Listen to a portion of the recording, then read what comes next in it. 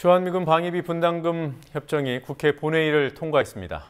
방송통신위원회 3기 첫 번째 전체 회의가 야당 추천 위원들이 참석하지 않은 가운데 진행됐습니다. 오늘 있었던 주요 뉴스들 황준원 뉴스 취재팀장과 함께 알아보겠습니다. 어서 오십시오. 예.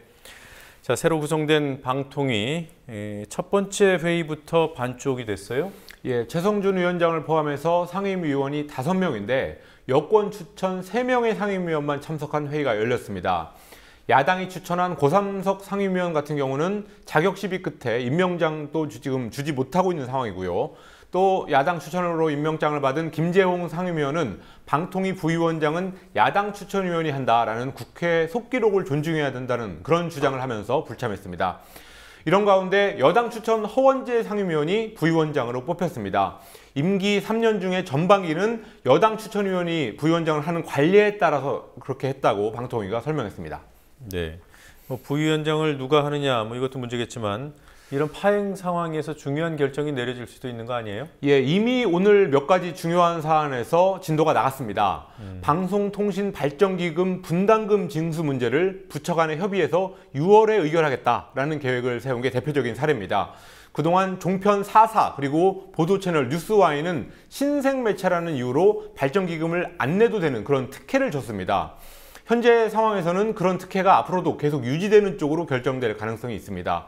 오늘 나타난 3기 방통위의 그런 태도를 보면은 야당 추천위원들이 설령 회의에 다 들어간다고 해도 2명 다 들어간다고 해도 다수결로 밀어붙일 가능성이 커 보입니다.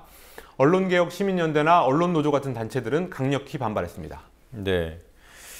자, 이 방위비 분담금 이게 증액이 돼서 여러 가지 사회적인 논란이 있었는데요. 2018년까지 적용되는 부분이죠. 국회 본회의를 통과했군요. 예, 본회의에서 찬성 131명, 반대 26명, 기권 35명으로 가결됐습니다. 이렇게 해서 주한미군에 지원하는 방위비 분담금은 올해 1,200억 원이고 내년부터 앞으로 4년 동안은 매년 최대 4%씩을 인상하게 됩니다. 오늘 통과된 분담금에 대해서는 작년 대비 5.8% 인상, 너무 많이 늘었다는 것 말고도 또 여러 가지 문제가 있습니다. 쓰겠다고 해서 준 돈이 현재 1조 원 넘게 안 쓰이고 쌓여 있는 문제가 있고요. 또 안 쓴 돈을 서울에 있는 미국의 은행에 넣어놔서 이자 수익이 발생했는데도 불구하고 우리 정부가 그 세금을 물리지 않는 문제가 있습니다. 또 그 경기도 북부에 있는 주한미군 이사단을 평택으로 이전하는 비용은 미국이 내기로 했는데 우리가 준 방위비 분담금이 쓰이는 문제, 이런 것도 또 있습니다. 네, 조금 전에 분담금 1,200억 원이라고 했는데 9,200억 원이죠? 예, 9,200억 원입니다. 네. 지금 야당들이 그냥 합의를 해준 거예요? 예, 통합진보당하고 정의당은 여기에 반대했지만 네. 제1야당인 새정치민주연합이 찬성하면서 비준안이 통과됐습니다. 그렇군요. 민주연합은 이미 어제도 국회 외교통일위원회에서 앞으로 국회에 보고하라 정도의 부대 의견만 붙여서 이 안을 통과시켰습니다.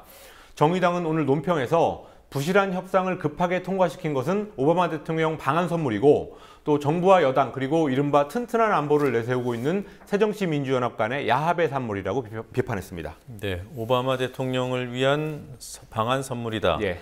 이 얘기가 귀에 쏙 들어옵니다. 예.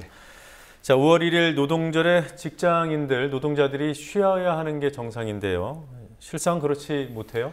예, 우리 법적으로는 이름이 근로자의 날이고 근로기준법에 적용되지 않는 사업장, 그러니까 모든 사업장에 적용되는 유급휴일입니다. 그래서 일을 안 하더라도 통상임금의 100%를 지급해야 되는 날이고요. 또 만약에 일을 하는 경우에는 휴일노동수당을 더해서 지급해야 됩니다. 그렇지만 대다수의 노동자들은 이런 사실을 전혀 공지받지 못하고 있고 유급휴일을 보장받기는커녕 일하는 경우에도 휴일노동수당을 받지 못하고 있다고 민주노총이 오늘 주장했습니다.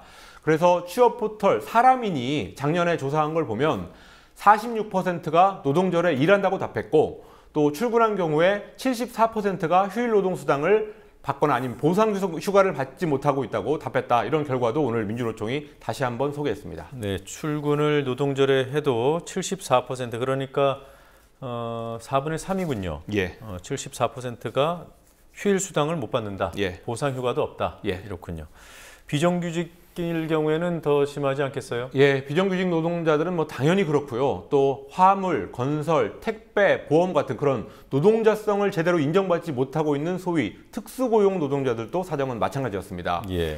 그래서 민주노총은 노동절 출근을 강제하거나 또 일을 해도 법정 수당을 제대로 지급하지 않는 사업장에 대해서 시정을 요구하고 경우에 따라서는 관할 노동청에 고소 고발하겠다고 밝혔습니다. 네. 자, 새누리당이 국회 선진화법을 사실상 무력화시키는 당론을 정했다고 하더군요. 어떤 내용입니까? 국회 선진화법이라는 것은 황우여 새누리당 대표가 주도해서 몇 년 전에 만들었던 법인데 새누리당 스스로 이 법을 무력화시키는 쪽으로 한 발 더 오늘 나갔습니다.